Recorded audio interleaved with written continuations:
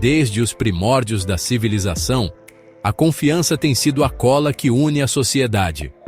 É o alicerce invisível sobre o qual construímos nossas interações, nossos negócios e nosso progresso.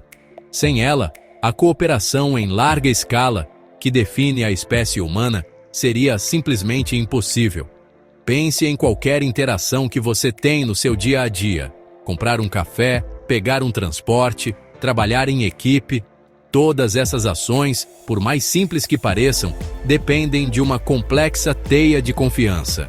Nos tempos antigos, essa confiança era direta e pessoal. Quando um agricultor trocava seus grãos excedentes por sal, ele não estava apenas trocando mercadorias. Ele estava participando de um pacto. Ele precisava confiar que o sal era de boa qualidade e que o outro cumpriria o acordo. Essa confiança não nascia do nada. Era forjada através de interações repetidas, da reputação construída ao longo do tempo e do controle social de uma comunidade pequena, onde a palavra de uma pessoa era seu maior ativo. Nesse mundo, a reputação era tudo.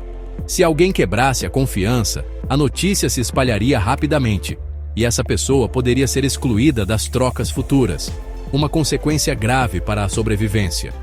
O registro dessas transações era a memória coletiva da comunidade. A verdade sobre quem devia o quê, a quem era mantida por todos. Mas as sociedades cresceram. As aldeias se tornaram cidades, e as cidades, nações. As trocas deixaram de ser apenas com vizinhos e passaram a acontecer com estranhos, pessoas que nunca tínhamos visto antes e talvez nunca mais veríamos. Como confiar em alguém que você não conhece? Como garantir que uma promessa feita por um anônimo será cumprida? A confiança pessoal, baseada na reputação, já não era suficiente para sustentar a complexidade de uma economia em expansão. Foi nesse momento que a humanidade inventou uma nova forma de confiança: a confiança institucional. Começamos a criar intermediários. Primeiro, surgiram as moedas, garantidas por um rei ou um governo. A confiança não estava mais na pessoa com quem você negociava, mas na instituição que emitia aquela moeda, garantindo seu valor. Depois, vieram os bancos que guardavam o dinheiro e registravam as transações. E, por fim, com a era digital, os sistemas de computador, que processam trilhões de operações financeiras todos os dias. A confiança foi sendo progressivamente transferida de pessoas para essas instituições centralizadas. Bancos, governos, cartórios, empresas de cartão de crédito. Essas instituições tornaram-se os intermediários da confiança, os guardiões centralizados da verdade. Elas nos permitiram escalar a cooperação a um nível global, possibilitando o comércio entre continentes e a economia moderna como a conhecemos. Elas resolvem o problema de confiar em estranhos, atuando como um árbitro neutro que verifica, valida e registra nossas interações. No entanto, essa solução trouxe consigo um novo conjunto de problemas.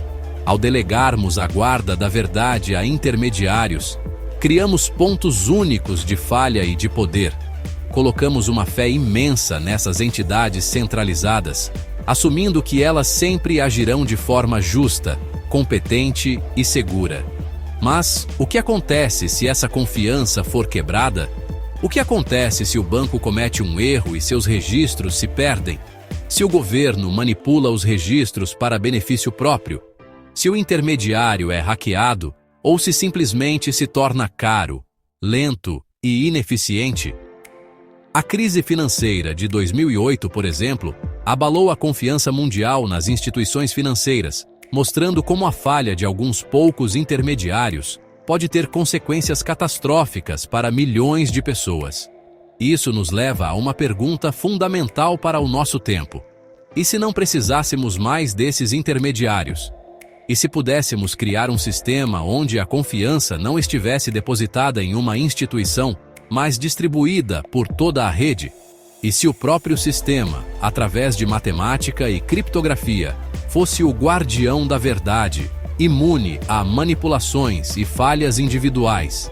É aqui que entra um conceito antigo, tão antigo quanto a própria contabilidade, mas reinventado para a era digital, o livro-razão, ou, em inglês, o ledger.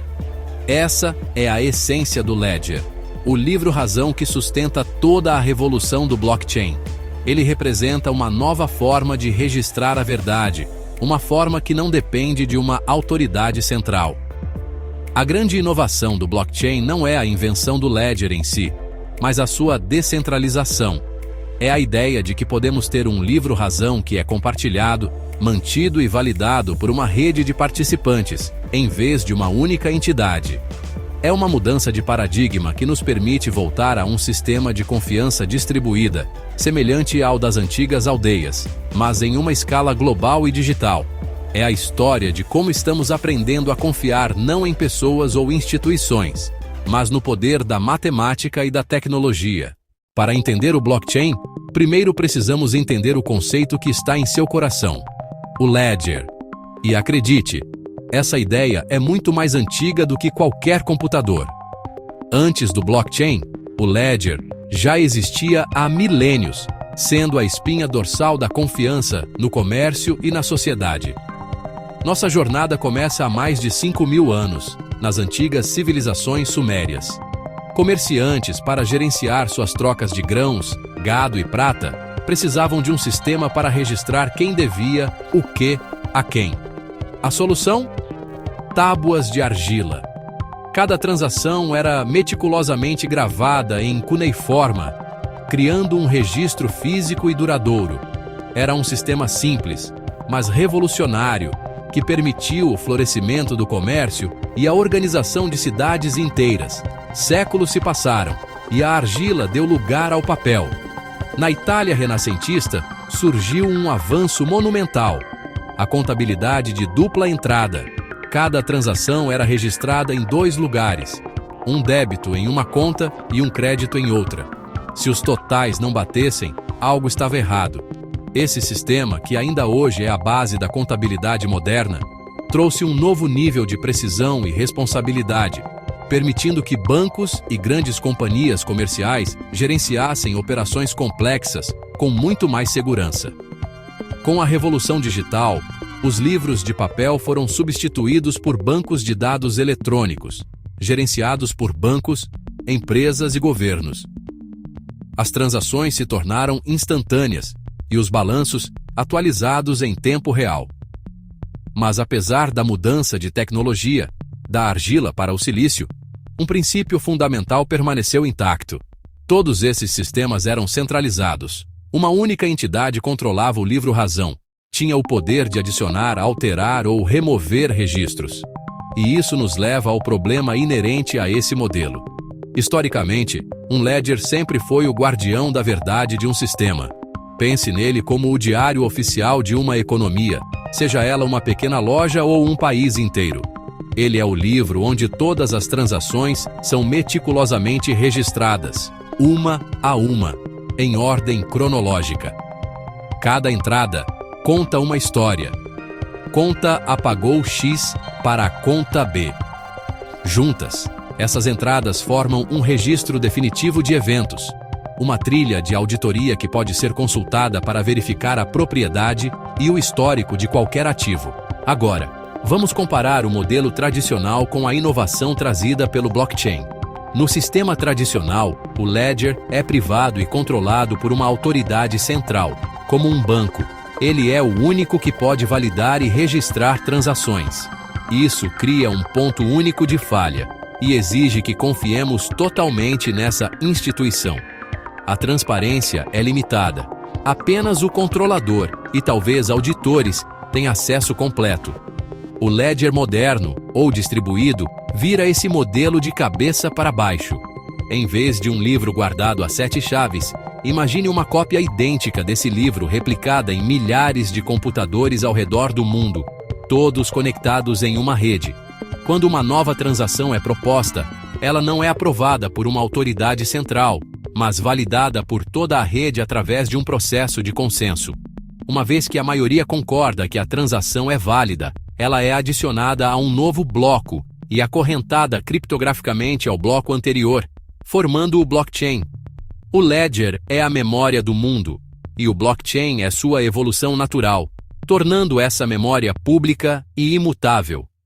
Neste modelo distribuído, não há um único guardião. Todos os participantes da rede são, coletivamente, os guardiões da verdade. Isso muda tudo. A verdade deixa de pertencer a uma única entidade e passa a ser um consenso compartilhado por todos. Para fraudar o sistema, um invasor precisaria atacar e alterar a cópia do ledger em milhares de computadores simultaneamente, uma tarefa praticamente impossível. A confiança que antes depositávamos em instituições e nas pessoas que as administram migra para a matemática e para o código do protocolo. A segurança é garantida por criptografia e consenso distribuído. Isso nos leva a um lema fundamental no mundo do blockchain: não confie, verifique. Essa é a filosofia por trás de toda a Web3. Como o ledger é público, qualquer pessoa pode inspecioná-lo, auditar transações e verificar o estado da rede por si mesma, sem precisar pedir permissão. O ledger distribuído inaugura uma nova era de transparência radical e registros verificáveis por todos. Controle: centralizado no tradicional, descentralizado no distribuído. Validação: autoridade única, consenso entre participantes. Alteração: pode ser editado, imutável. Transparência: limitada, total. Confiabilidade: baseada em confiança humana, baseada em matemática. O modelo tradicional cria um ponto central de poder e vulnerabilidade, suscetível a ataques, censura, manipulação interna e erros. No distribuído, a validação segue regras transparentes e abertas. A verdade é o que a rede, coletivamente, concorda que é. Em um ledger tradicional, entradas podem ser editadas ou removidas. Em um ledger distribuído, entradas confirmadas tornam-se funcionalmente imutáveis. Alterá-las exigiria reescrever todos os blocos subsequentes em todas as cópias. E a rede, por consenso, rejeitaria o bloco adulterado. Isso cria um registro de auditoria à prova de adulteração. No distribuído, a confiabilidade emerge da arquitetura, da criptografia e do consenso. Cada transação é como uma linha em um livro. No blockchain, essas linhas são agrupadas em blocos. Pense em um bloco como uma página selada e numerada. Quando confirmada, ela se junta às anteriores, criando uma sequência. Cada bloco contém o hash do anterior, as transações e uma assinatura criptográfica. Mudar um único caractere altera completamente o hash. Essa ligação inquebrável dá nome ao blockchain. Se alguém tenta mudar uma transação antiga, o hash do bloco muda. Isso quebra o elo com o próximo, e toda a rede rejeita o bloco adulterado.